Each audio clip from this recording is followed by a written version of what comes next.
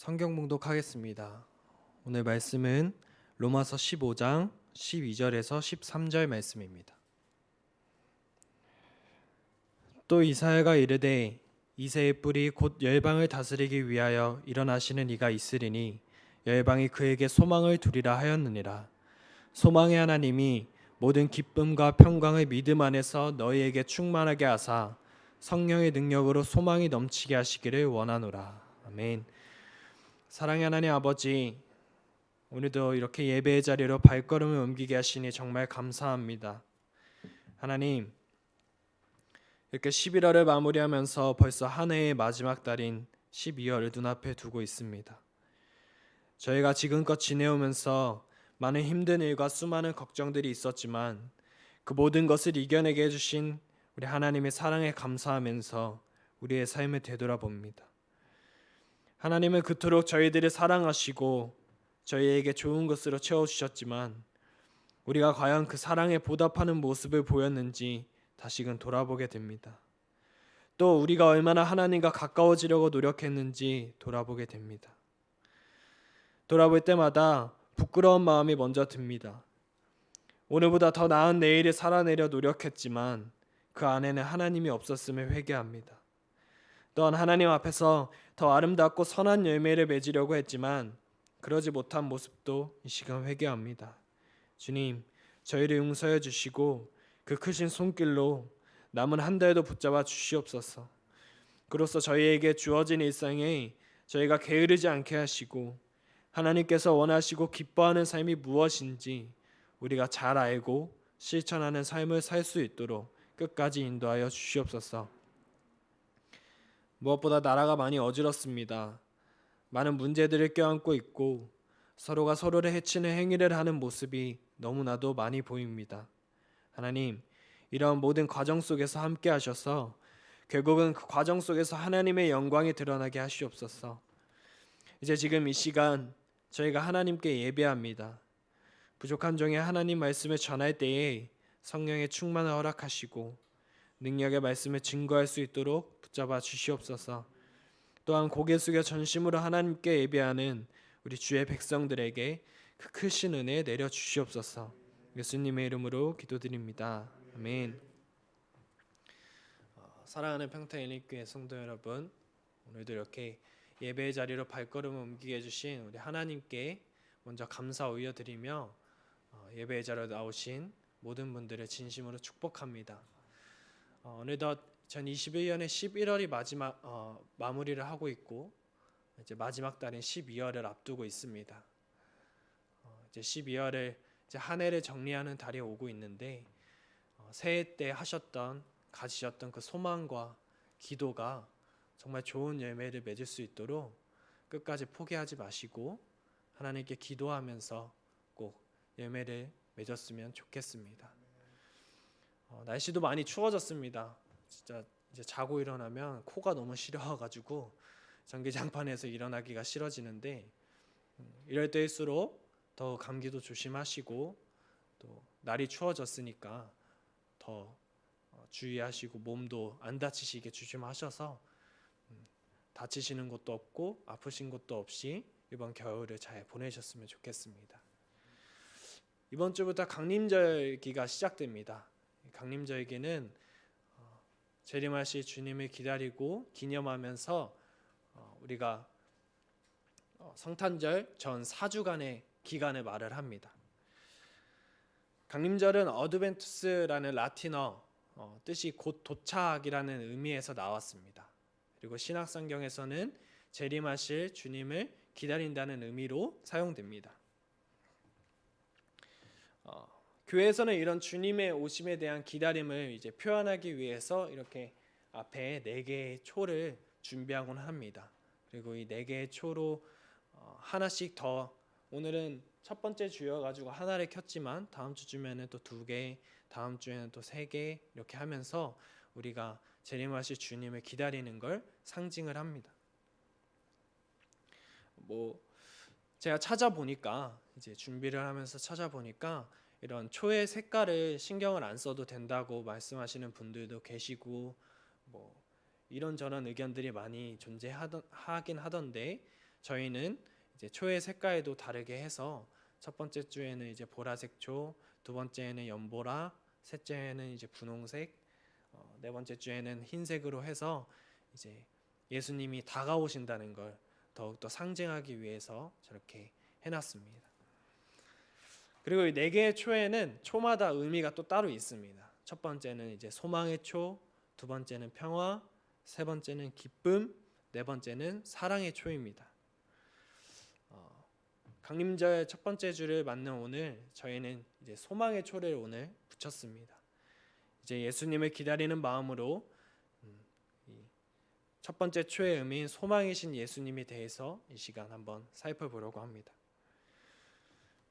저희가 지금 살고 있는 평택의 과거 모습을 한번 생각해 보시면 지금은 고덕단지에 이제 삼성 공장도 들어오고 뭐 안성과 평택 경계선에 이제 스타필드라는 큰 백화점도 들어오고 예전에는 뭐 성균관대학교가 들어온다 만다 이런 얘기도 있었고 그런 얘기들이 참 많았습니다. 그리고 그렇게 대기업 그리고 교육기관들이 이 평택에 들어왔으면 좋겠다고 소망하면서 제가 어렸을 때 막 여기저기 현수막도 붙어 있고 뭐 광고 그리고 뭐 전단지 이렇게 돌리는 모습이 기억이 납니다.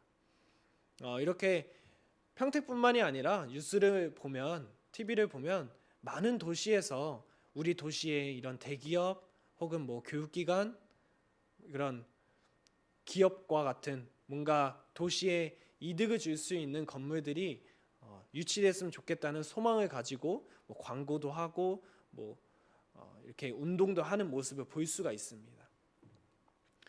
그리고 뭐 우리나라뿐만이 아니라 미국을 보면 미국에는 이제 아마존이라는 회사가 있는데 이 아마존이라는 회사가 참 엄청 큰 회사입니다. 정말 영향력이 큰 회사고 이 회사가 한 공장이나 무슨 본사 같은 건물을 지으면 최소 5만 명의 일자리를 창출을 한다고 합니다. 그리고 제가 이제 영국에 사는 친구한테 물어봤을 때 영국에 사는데 미국 회사가 이 회사가 없으면 난 살 수가 없다라고 말할 정도로 정말 큰 영향력을 행사하고 있는 회사입니다. 근데 이런 아마존이라는 회사가 17년 10월에 시애틀에 있는 이 본사 말고 제2의 본사를 다른 도시에 우리가 설립을 하겠다라는 뜻을 밝혔습니다. 그런 뜻을 밝히자마자 앞서 말한 것처럼 이런 회사가 오면 5만 명의 일자리도 창출되고 그만큼 엄청 큰 경제적 이득이 생길 텐데 정말 앞다투어서 많은 도시들이 제발 우리 도시에 본사 좀 지어달라고 제발 우리 도시에 와서 건물 짓고 우리 경제 좀 살려달라고 이렇게 앞다퉈서 시위도 하고 서로 설득하려고 되게 노력을 했답니다. 심지어 어떤 도시는 자신의 도시 이름도 아마조너스라고 이름을 바꾸겠다. 그러니까 제발 와달라 라고 하면서 광고를 하고 설득을 했다고 합니다. 이뿐만이 아니라 요새 뭐 TV나 뉴스를 많이 보면 이제 또 젊은 층에서 많이 오르내리는 이제 인물이 한 명이 있는데 이제 뭐 머스크라는 사람이 있습니다. 일론 머스크라는 사람이 있는데 이 사람이 창립한 회사가 지금 너무 엄청 큰 비전을 갖고 있고 엄청난 성장을 이뤄서 사람들 입에 엄청 오르내리고 합니다. 근데 이뿐만이 회사 때문이 아니라 사람들이 이 사람한테 엄청난 소망을 걸면서 살아갑니다. 이유는 요새 뭐 주식과 같은 이런 가상화폐 같은 게 되게 유행을 하고 있는데 이 사람이 그 SNS에 어떤 특정 가상화폐를 말을 하면서 이거는 꼭 성공할 거다. 이거는 더 성장할 거야. 이렇게 언급 한마디 했다고 그 상승세가 엄청 크게 벌어졌습니다. 그래서 사람들은 그 사람의 한마디 때문에 엄청난 이득을 보기도 했고 또 엄청난 손실을 보기도 했습니다. 그러고 나니까 사람들이 이 사람이 어디 방송에 나와서 또 어디 자기의 개인 SNS에 제발 이 특정 화폐를 언급해 주기를 기다리고 소망하면서 살아갑니다. 이유는 그 사람이 언급하면 경제적 이득을 엄청 크게 보일 수 있기 때문입니다. 근데 오늘의 본문 말씀을 보면 하나님께서는 이사야를 통해서 모든 열방이 예수님 메시아인 예수 그리스도께 소망을 둘 것을 말씀하고 있습니다. 그때의 상황을 알아보면 메시아를 소망하는 사람들이 참 많았습니다.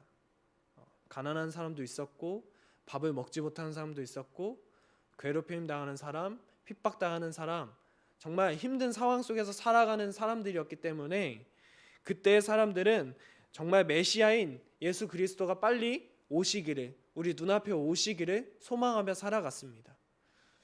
그래서 하나님은 메시아인 예수님을 보내주셨는데 막상 그 사람들의 반응은 많이 차가웠습니다. 그리고 그들은 그 메시아인 예수님을 보고도 예수님께 소망을 두는 것이 아니라 오히려 예수님을 거부하는 모습을 보여줬습니다. 이유는 간단합니다. 그들이 생각했던 모습의 메시아가 아니었기 때문입니다. 뭔가 가난을 해결해 줄 것 같은 그 메시아, 자기를 괴롭히고 자기를 핍박하던 사람들을 뭔가 한 대 탁 때려줄 것 같은 그런 메시아가 아니었기 때문에 그 이스라엘 백성들은 메시아인 예수 그리스도를 보고 나서도 차가운 반응과 그리고 메시아를 거부하는 모습을 보여주면서 여지없이 떠나버렸습니다. 오늘날에도 예수님을 믿는다고 말하지만 정말 예수님의 말씀만 따른다고 말하지만 하나님께서 예수님 안에 두신 소망의 내용과 다른 소망을 추구하면서 살아가는 사람들이 너무나도 많습니다. 오늘 말씀을 통해서 우리는 하나님께서 왜 예수님에게 예수 그리스도를 이 땅에 소망으로 보내주셨는지 알아보려고 합니다. 먼저 하나님은 우리가 예수님께 소망을 두기를 원하신다는 것을 알아야 합니다. 이스라엘 백성들의 간절한 소망이 있었습니다. 그것은 바로 메시아가 자신들에게 오시는 것이었습니다. 특별히 나라가 많이 어렵고 힘들 때에 그리고 그 나라를 구해줄 메시아와 같은 구원자가 오기를 정말 소망했습니다. 이러한 소망은 이스라엘 백성들이 그들이 로마의 통치를 받으면서 더욱 커갔습니다. 억압받고 핍박받고 통치를 받으면서 살아갈 때에 정말 이런 우리 자신들을 이런 백성들을 구원해줄 그런 메시아가 그들에게 너무 필요했던 것입니다. 우리나라도 이런 시절이 있었습니다. 일제강점기 시절이 있었는데 저는 그 시절을 보내보진 못했지만 정말 얘기만 들어도 정말 탄압받고 그 억압받고 그 힘든 시대를 살아갈 때 엄청난 절망 속에 빠질 것 같다는 생각을 합니다.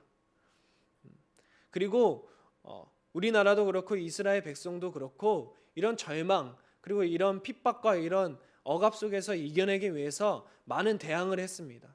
하지만 대항을 한다고 그렇게 쉽게 벗어나진 못했습니다. 그 상황을 이겨내려고 노력했고 그 상황을 정말로 벗어나려고 노력하고 대항했지만 그 상황에서 벗어나는 건 너무 힘들었습니다. 그래서 이렇게 힘들고 절망적인 순간에 이스라엘 백성들은 메시아, 즉 구원자가 하루빨리 우리 눈앞에 오기를 바랬습니다. 그리고 하나님께서는 예언의 말씀처럼 메시아를 그토록 갈망하던 그들에게 예수 그리스도를 보내주심으로 그 소망의 예언을 이루셨습니다. 오늘 본문 말씀 12절을 보면 또 이사야가 이르되 이새의 뿔이 곧 열방을 다스리기 위하여 일어나시는 이가 있으리니 열방이 그에게 소망을 두리라 하였느니라. 이 말씀은 이사야가 메시아에 대해서 예언을 하고 있는 모습입니다. 그리고 그는 하나님께서 보내실 메시아는 열방을 다스리는 통치자로 설명하고 있고 이스라엘을 비롯한 모든 열방들이 예수님께 소망을 두고 그의 통치를 받을 것을 기대하신다라고 말하고 있습니다. 그런데 문제는 앞서 말한 것처럼 메시아를 기대하고 정말 메시아를 원하고 메시아를 고대했던 그들이 막상 자기들 눈앞에 메시아가 나타나니 정말 예수 그리스도가 눈앞에 나타나니까 예수님을 거부했던 것입니다. 그 거부한 이유도 정말 간단한 자신들이 생각했던 그 모습과 다르기 때문에 그들은 메시아인 예수 그리스도를 거부하고 오히려 차가운 반응을 보여줬습니다. 그들은 로마를 정복하고 모든 열방을 다스리는 뭔가 다윗 왕과 같은 막강한 구원자를 원했던 것 같습니다. 결국 그들은 하나님께서 소망의 예언을 이루시고 메시아인 예수 그리스도를 눈앞에 보내주셨음에도 제대로 알아차리지 못하고 그를 거부하는 모습을 보였습니다. 이 땅에 살아가는 사람들마다 다 각자의 소망들이 있습니다. 뭔가 강력한 힘을 원하기도 하고 사람들이 봤을 때 정말 띄워주는 그런 명예 그리고 권위 그리고 차고 넘치는 부유함을 원하는 사람들도 있습니다. 그리고 그리스도인들도 각자의 소망이 있습니다. 근데 여기서 문제는 그리스도인들이 예수님 안에서 소망을 발견하시는 분들도 있지만 예수님 안에 소망을 발견하는 것이 아니라 오히려 예수님을 거부하는 삶에서 소망을 가지고 살아간다는 게 문제입니다. 그렇게 예수님을 거부하는 삶의 이유도 간단합니다. 사람들이 가지는 그 소망과 바람이 하나님이 말씀하시는 그 소망과 다르기 때문입니다. 하나님께서 이 땅의 사람들이 품기를 원하는 소망은 모든 만민들이 예수 그리스도의 통치를 받고 영적인 구원에 이르기를 원하시는 것입니다. 하나님께서 보실 때에 오늘날의 정말 큰 문제 그리고 오늘날의 큰 절망은 뭔가 이 세상적인 공급이 없고 부족해서 오는 것이 아니고 그리고 또 가난하고 우리가 못 살고 못 먹고 이런 거에서 오는 절망스러운 것이 아니라 하나님께서 보실 때의 근본적인 문제와 절망은 영적으로 망가져 있는 것입니다. 그리고 우리가 주님과의 관계가 결핍되어서 우리의 영적으로 메말라가고 우리가 죄의 권세로 스스로 빠져들어가고 있는 것이 하나님이 보실 때에는 그게 절망이고 그게 문제이신 겁니다. 제가 이 설교를 준비하면서 이제 보게 된 예화가 하나 있었습니다.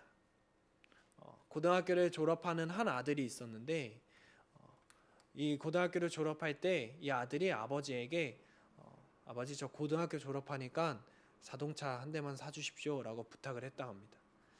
그런데 그 말을 들은 아버지는 아무런 대답도 하지 않고 그냥 그대로 흘러가면서 대학교 입학할 때까지 아무런 말도 하지 않았다고 합니다.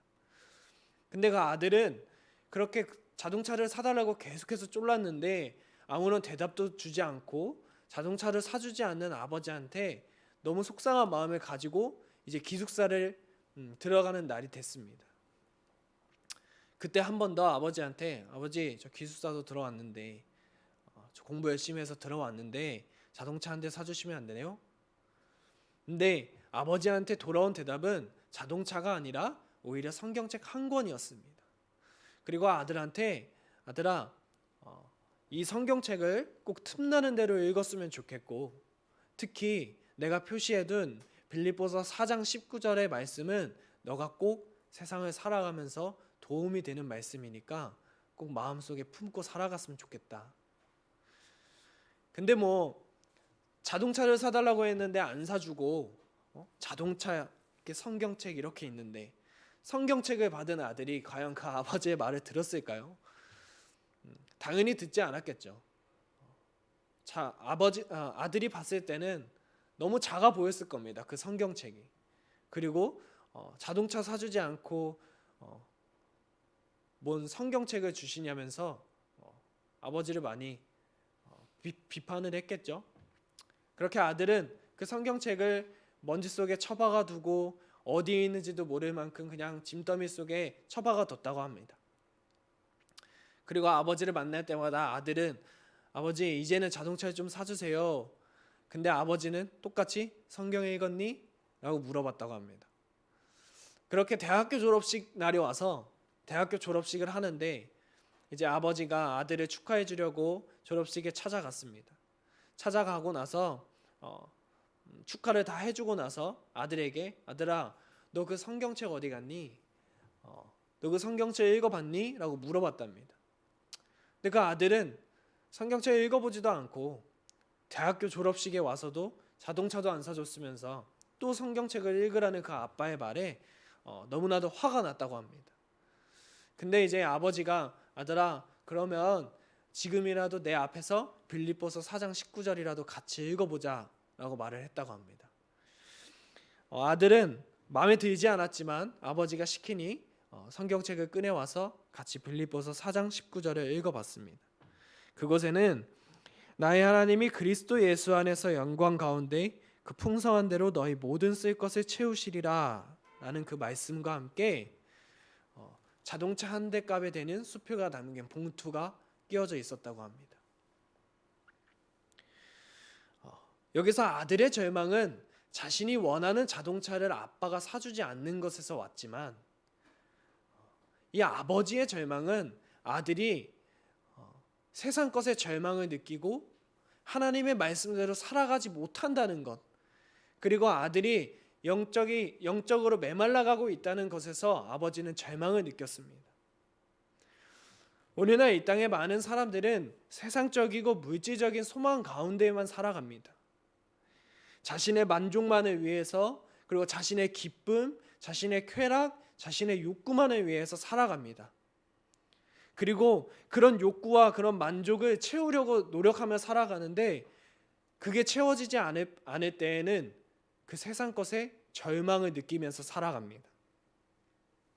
정작 그들은 우리의 영이 메말라 가고 있다는 사실을 모르면서 살아가고 있는 것입니다.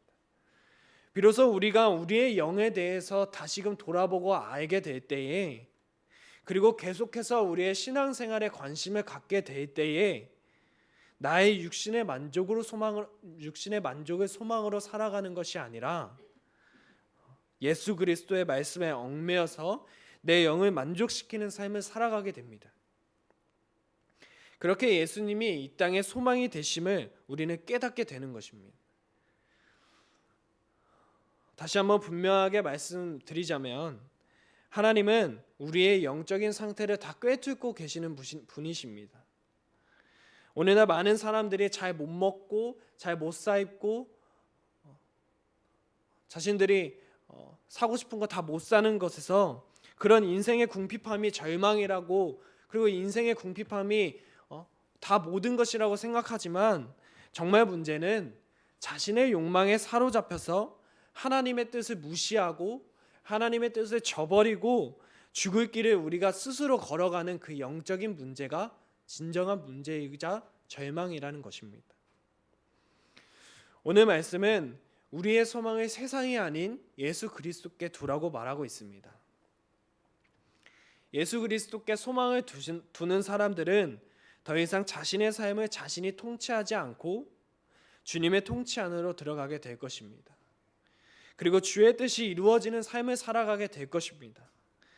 우리 평택예림교회 성도 여러분들도 그렇게 예수님을 오심을 거부하고 하나님의 뜻을 저버리는 삶이 아니라 예수님을 더욱더 기다리고 예수님께 소망을 두고 예수님께 기도하면서 살아가는 그런 성도님들이 되시기를 소망합니다. 나아가 주님을 우리의 소망으로 모신 성도와 교회는 절망 가운데 있는 이 땅에 예수 그리스도가 소망 되심을 드러내는 곳이 되어야 합니다. 지금의 뉴스에서 교회와 관련된 뉴스를 보면 긍정적인 뉴스를 찾아보기가 어렵습니다.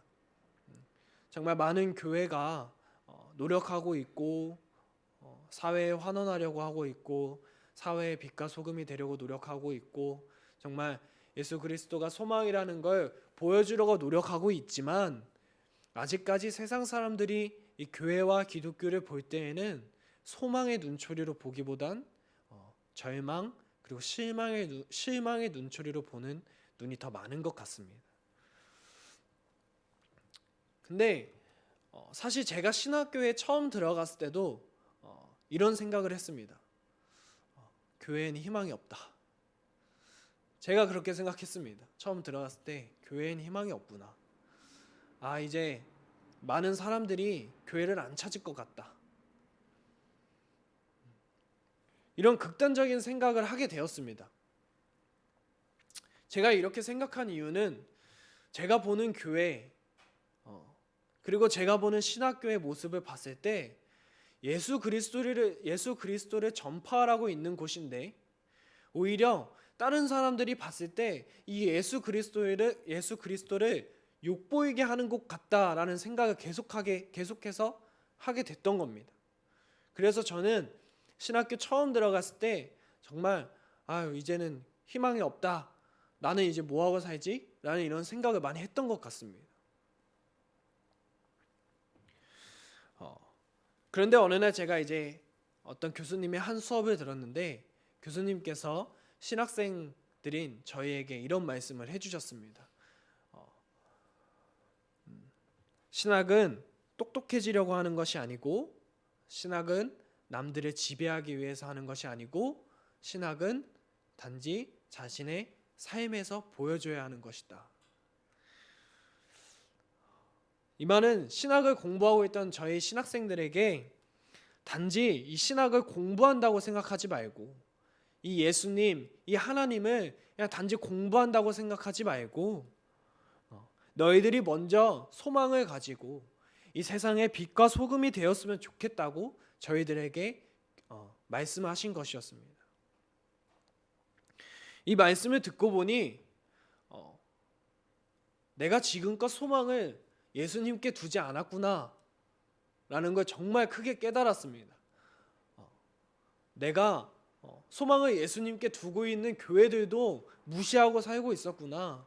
단지 내가 잘나지려고 했고 내가 누구보다 높아지려고 했고 난 단지 세상의 소망을 두고 살고 있었고 오히려 소망이 되는 교회들을 방해하고 있었구나. 그때 엄청 큰 후회와 정말 많은 눈물을 흘리면서 기도를 했던 것 같습니다. 그러고 나서 이 말씀을 가지고 저는 정말 많은 변화를 겪었습니다. 정말 제가 예수님께 소망을 두고 세상이 아니라 예수님께 소망을 두니까 저에게 정말 비전이 생기고 제가 예수님께 소망을 두니까 제가 가졌던 나쁜 습관들 다 버리게 되고 예수님께 소망을 두니까 부족하지만 사회의 소망을 어떻게 드러내야 되는지 고민도 하고 어느 정도 드러낼 수 있었습니다. 하나님께서 교회와 성도들에게 예수 그리스도의 구원의 메시지와 능력을 맡기셨습니다. 그리고 우리가 예수 그리스도께 소망을 두고 그의 말씀대로 다스림을 받는다면 정말 악의 절망 가운데 있고 정말 고난의 절망 가운데 있는 이 땅 가운데에 이 사회의 진정한 소망을 드러내는 성도와 교회로 온전하게 설 수 있음을 믿습니다. 많은 사람들이 이 세상을 보면서 정말 절망하고 쓰러지고 정말 포기할지 모르지만 교회와 성도는 예수 그리스도로 인해서 소망을 가지고 살아가야 되고 그 소망을 우리는 계속해서 드러내야 합니다. 우리 평택엘림교회는 세상의 절망이 아니라 세상에 정말 악이 아니라 예수님의 소망을 드러내는 그런 성도님들과 교회가 되시길 간절히 소망합니다. 우리가 정말 칠흑 같은 어둠에 있는 듯한 절망의 상태에 있더라도 하나님은 여전히 존재하십니다. 그리고 여전히 우리의 소망이 되십니다. 우리의 가정이 그리고 이 사회가 소망이 있는 것은 하나님께서 우리에게 예수 그리스도를 보내주셨고 그분이 우리와 함께 하시기 때문입니다. 이미 하나님께서는 우리의 영적인 문제를 해결해 주셨고 우리에게 천국의 소망을 보여주셨습니다. 이제 우리가 해야 할 일은 우리 삶의 소망을 예수님께 두고 그 말씀대로 살아가는 것입니다. 그리고 이 땅에 하나님의 나라를 소망하는 것입니다. 돈과 물질이 우리의 소망이 아닙니다. 정말 그 명예와 그 권력이 우리의 소망이 아닙니다. 그리고 우리 자신들도 소망이 아닙니다. 우리의 진정한 소망은 예수님이십니다. 예수님께 소망을 둔다는 것은 우리의 모든 상황에서 예수 그리스도의 인도하심에 따라 살아간다는 것을 말합니다.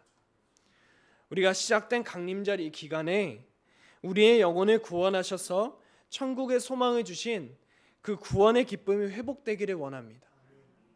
그리고 우리 평택엘림교회가 예수님의 인도하심에 따르는 교회와 성도가 되어서 이 땅 가운데 예수 그리스도가 진정한 소망이 되심을 드러내는 정말 희망차고 행복한 교회와 성도 여러분이 되시길 간절히 소망하며 기도합니다. 기도하시겠습니다. 사랑의 하나님 아버지, 우리가 지금껏 세상 것에 대한 소망을 가지고 살았음에 이 시간 회개합니다. 예수님이 아닌 다른 것들의 소망을 가졌고 우리는 그에 절망했습니다. 하나님, 이 시간부터 우리 평택엘림교회가 세상 것이 아닌 예수님이 우리의 정말 참된 소망 되심을 드러내며 살 수 있게 원합니다. 끝까지 저희와 함께하여 주시고 우리의 모든 상황 속에서도 예수님과 함께하는 평택엘림교회가 될 수 있길 간절히 바라며 예수님의 이름으로 기도드립니다. 아멘.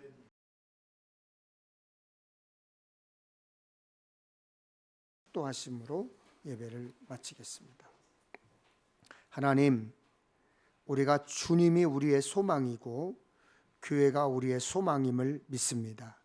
사람들은 세상에 소망을 두고 사람에게 소망을 두고 또 물질에 건강에 자녀에 또 명예에 소망을 두고 살다 보니까 거기에 실망이 있고 절망이 있고 거기에 아픔이 있습니다. 그러나 그들은 그것이 실망이고 절망이고 아픔이라는 사실을 깨닫지 못하고 오히려 더 거기에 매달리고 또 거기에 힘을 주다 보니까 더 아프게 되고 더 힘들게 됐습니다. 우리 역시 그렇습니다. 믿음을 갖고 있지만, 신앙을 갖고 있지만 하나님을 바라봅니다. 하나님이 나의 소망입니다. 주님이 나의 소망입니다라고 고백하지만 때때로 우리도 세상 사람들과 똑같이 물질에 소망을 두고 사람의 소망을 두고 또 환경 상황에 흔들릴 때가 너무나 많습니다. 하나님, 이제부터는 예수 그리스도가 우리의 소망이 되게 하셔서 주님을 바라보는 저희들 되게 하여 주시옵소서. 지금은 우리 구주 예수 그리스도의 은혜와 죄인을 기억하시는 하나님 아버지의 만극하신 은혜와 우리 안에 새 힘으로 함께 하시는 성령님의 역사가 강림절 첫 주간을 보내는 성도들 머리머리 위에와 저들의 가정과 그 기업 위에 그리고 이 나라 이 민족 위에 지금으로부터 영원까지 함께 하옵시기를 간절히 축원하옵나이다. 아멘.